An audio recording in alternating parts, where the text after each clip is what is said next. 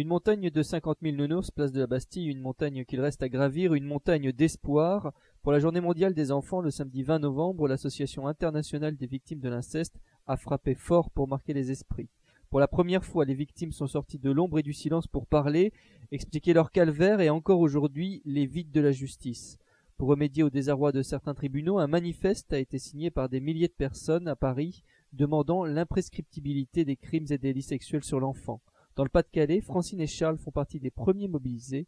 Ils ont ratissé leur région à la recherche de parrains. Comme j'ai été victime d'inceste aussi de 8 ans à 18 ans, je ne pouvais pas être indifférente au dossier que j'ai reçu. Donc j'ai écrit à Evie pour demander qu'est-ce que je pouvais faire dans ma région. Et puis on m'a renvoyé le dossier avec le projet d'aujourd'hui. Donc j'ai dit tout de suite, bon, il faut que je fasse quelque chose. Et puis j'ai vu Charles. Et puis on a entrepris des petites choses toutes les deux. Voilà, on a crapahuté partout dans la commune. Je me suis sorti en tant que papa et en tant que citoyen, obligé de faire quelque chose. Et on a essayé surtout, notre idée ça a été de dire on ne peut pas y arriver tout seul, on est deux, on ne représente rien, quoi, mais on va essayer en tant que citoyen de faire bouger nos communes. Et on s'est tourné surtout vers les municipalités, les services d'aide à l'enfance et ainsi de suite. Et pour ma part, je suis militant d'Action catholique ouvrière et j'ai fait bouger aussi les paroisses en prenant la parole dans les offices pour demander que ces gens-là se bougent aussi un petit peu pour les enfants.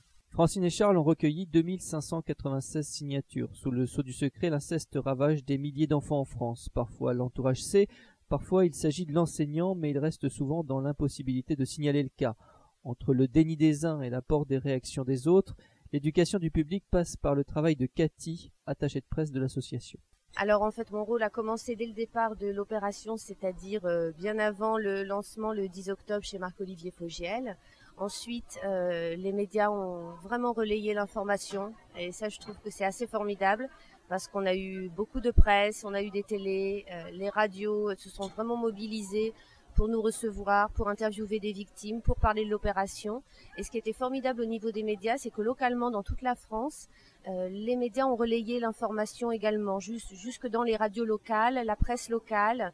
Et ça, c'est grâce aux victimes qui grâce à cette opération, ont pu parler et ont mené des actions de manière personnelle. Véro, elle, a été victime d'inceste de la part de son cousin et sa mère. Elle est actuellement en procédure judiciaire. Nouvelle adhérente à l'AIVI, elle a préparé les affiches de la manifestation. Mon rôle dans cette journée, déjà, ça a été de préparer les affiches, de recueillir les témoignages et les photos de tous les membres qui ont bien voulu nous les envoyer. Et là, aujourd'hui, je participe à l'accueil pour expliquer un petit peu ce qu'est l'association AIVI aux gens, quels sont nos buts au niveau de la législation et au niveau de la formation des professionnels.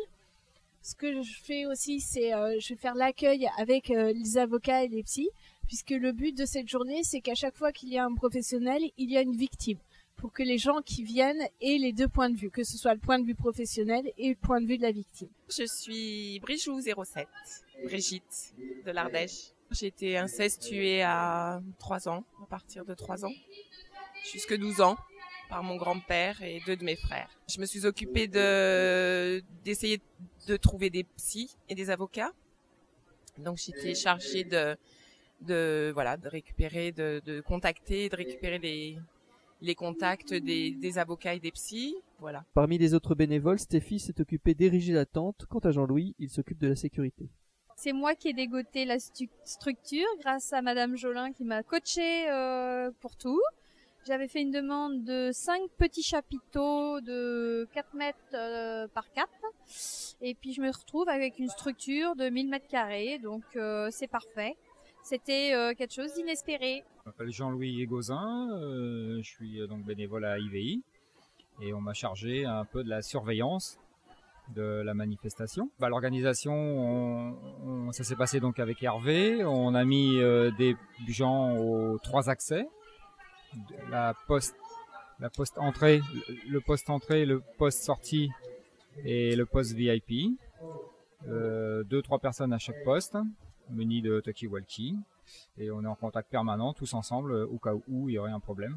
Et on appelle la police, que c'est elle qui est responsable quand même de la sécurité, c'est la police. Et voilà, la journée du 20 novembre est bien encadrée. Reste à placer les différentes activités à proximité du plateau pour sensibiliser le public. Isabelle Aubry, la présidente, lance un appel. J'attends que beaucoup de gens viennent chercher des nounours et viennent voir nos expositions qui ont été réalisées par des victimes pour informer sur l'inceste, sur la réalité de l'inceste et viennent signer notre manifeste. Eh bien, ils ont une visite avec des stands où il y a des témoignages, des photos de victimes. Il y a un stand maquillage pour les enfants où on leur dessine un nounours sur le visage et on leur donne le passeport pour la prudence à remplir avec leurs parents.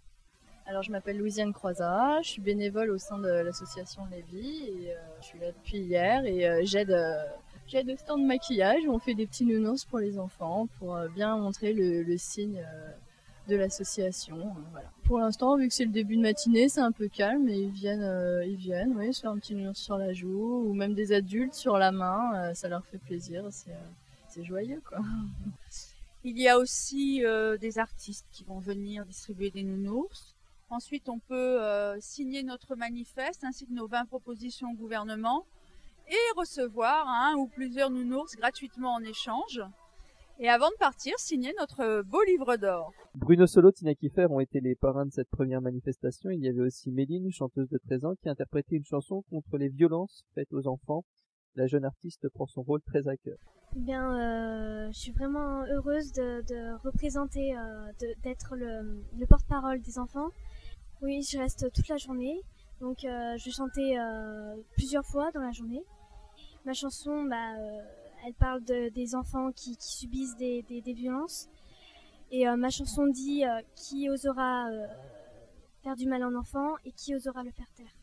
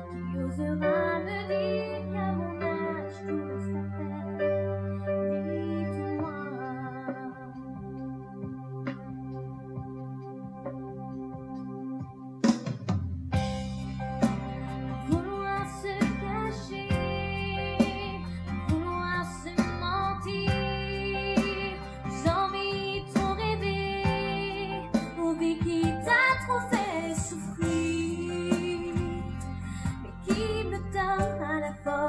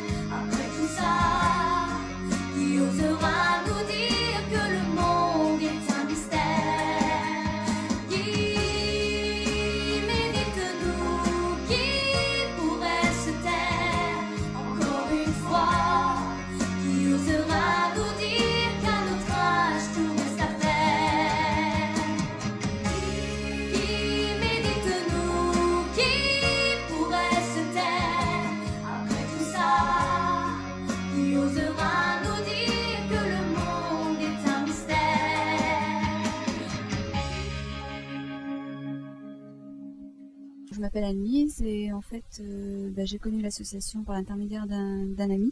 Les gens viennent, signent un manifeste et en signant ce manifeste, en fait, ils récupèrent un petit autocollant qui leur donne la possibilité de venir récupérer un nounours. Un nounours qui a été distribué par des personnes ayant été victimes d'inceste ou non. Alors voilà, je m'appelle Romain, j'ai 31 ans. Et aujourd'hui, je m'occupe des inscriptions pour les membres, les futurs membres d'AIVI, puisque je m'en occupe sur le site aivi.org et pour leur présenter l'association aivi.org. Moi, je trouve que c'est génial.